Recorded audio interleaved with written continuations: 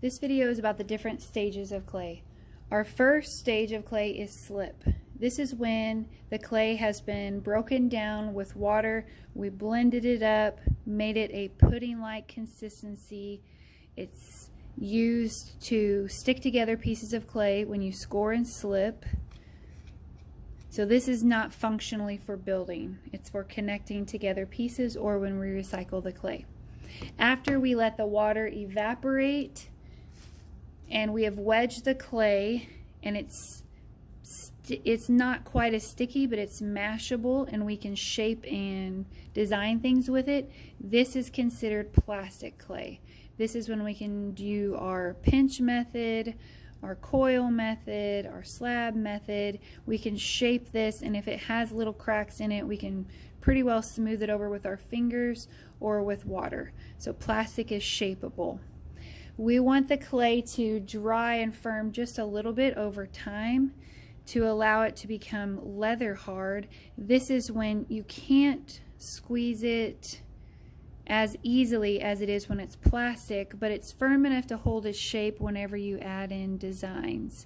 You can even use your pencil as a stylus to create designs in it, and if you make a mistake or don't like what you have, you can still smooth it out to start fresh because the clay still has moisture in it.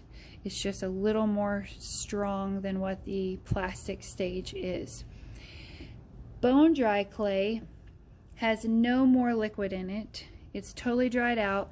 The color changes, it becomes lighter, and it's easy to break. No, this one's not as easy. So if you drop this, it's going to break into a bunch of little pieces. This stage is when it's ready to go to the kiln to be bisque fired. If I drop leather hard clay, it's going to lose its shape somewhat, but it's still soft enough that I may be able to repair it. For bone dry clay, leather hard clay, and plastic clay, all of these are considered greenware. These have not gone through the kiln.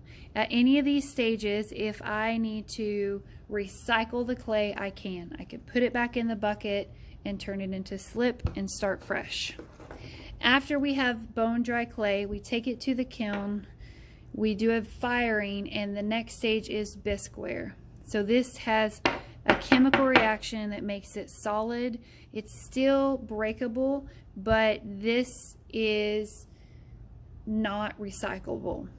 It has changed into a different state that we use as is, or if we want to make it impermeable to water, we can add glaze to it. So this is glazeware. It's gone through a second firing.